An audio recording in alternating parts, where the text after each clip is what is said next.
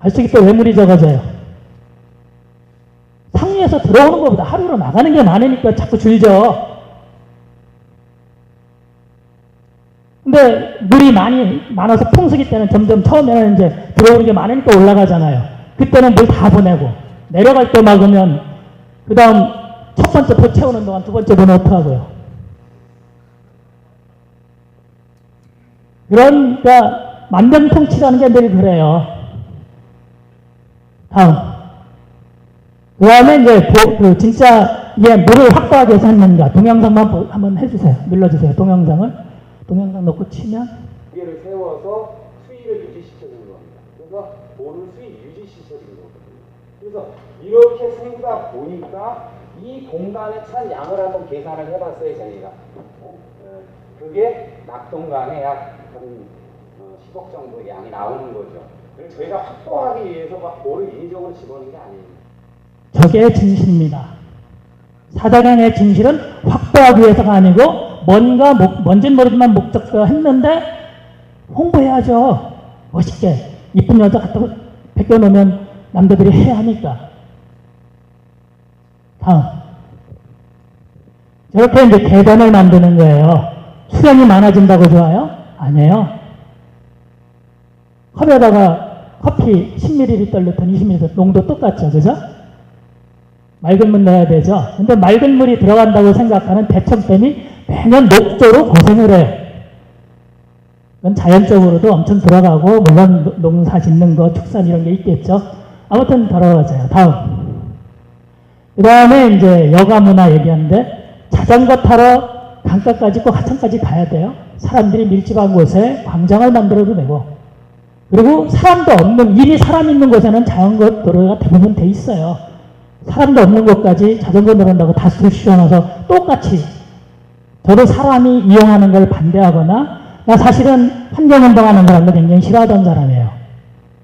아까 말대로 쓸데없는 짓도 하고 아마 차 박사님이 아마 그런 데 대열에 있었던 걸로 알고 있어요. 전. 그런데 아무튼 이거는 정말 아니기 때문에 하는 거지. 그리고 사람이 필요한 건 해야죠. 사람이 필요한 거 안 하면 굶어 죽을 수는 없잖아요. 그래서 근데 과연 배 타는 게 될까? 좀 한강 요람선 잘 안 돼요. 그 다음에 일자리를 만든다고요. 잘해야 몇만 명 임시주로 되어 있어요. 파급 효과가 거의 없어요. 지금 공사들이. 그 다음에 글로벌 일로 됐는데요. 전 세계는 지금 과거에 인간이 개입을 해서 막 사람이 편한 대로만 바꿔놓은 거 원래 모양, 원래 자연 모양으로 해서 자연 모양을 하는데 그걸 픽스시키는 게 아니에요. 아, 이렇게 하면 자연의 과정이 생기겠구나. 라는 걸 만드는 거죠. 아까 이제 그 기울기 1대5로 유지한다고 그러는데 그거 정말 지금 하천에 있던 모래 가지고 1대5 못 유지해요. 1대5를 지금 있는 모래를 파다가 만든 둔치 기울기를 1대5로 유지한다면 신인 거죠. 그냥 그 물이 아무리 약해도 흐물어지게 돼 있어요. 어떤 식으로 될지는 모르지만. 그 다음에 이제 그런 거. 근데 그거를 제가 이렇게 헝그리 차라락이라고 그래요. 제가 어릴 때만 해도 보릿고개도 있었고, 그때는 비만 와도 물난리가 났어요. 물난리가. 그리고 그때하고 지금하고 비 오는 양이 굉장히 차이 안 났겠죠. 그죠? 네, 제가 어릴 때 2천만 동포라고 그랬어요. 남북한. 근데 그때 물이 부족했어요. 근데 지금은 남한만 얼마죠? 5천만이에요. 아무튼 나오러 넘어가자. 이거 보면 되고. 네. 다음. 네. 하천에 대해서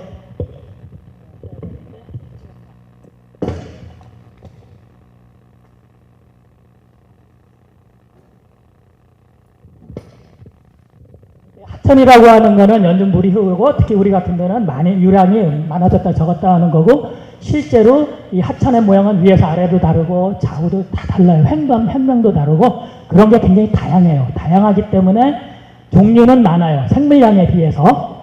하여튼 그런 곳일 거예요. 그래야 이제 연속돼야 된다. 다음. 그래서 이제 그런 데는 여울이라고 이제 물이 좀 얕고 수심이 낮으면서 물살이 좀 있는 곳을 이제 여울이라고 하죠.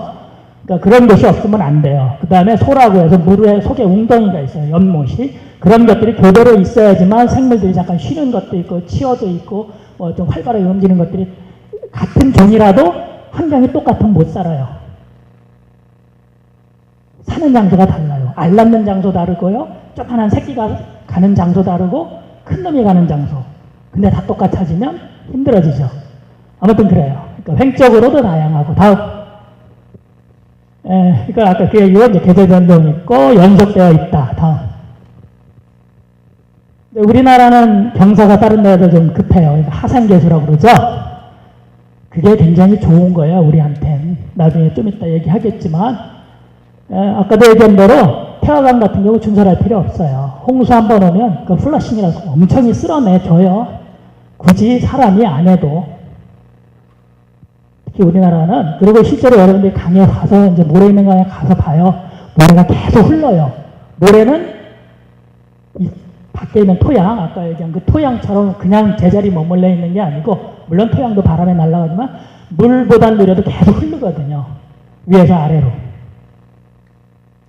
그게 멈추면 안 되는 거예요. 근데 보라는 거는 물은 위로 넘기지만 모래는 못해요. 그 다음에 그러니까 든대요. 어떤 건 전도한다는 건 불가능한 거고 이제 이렇게 눕히는 건 안 되는 거고 든다고 그러는데 미안하게도 그런 모래도 장시간 갇혀 있으면 고체하고 비슷해져요.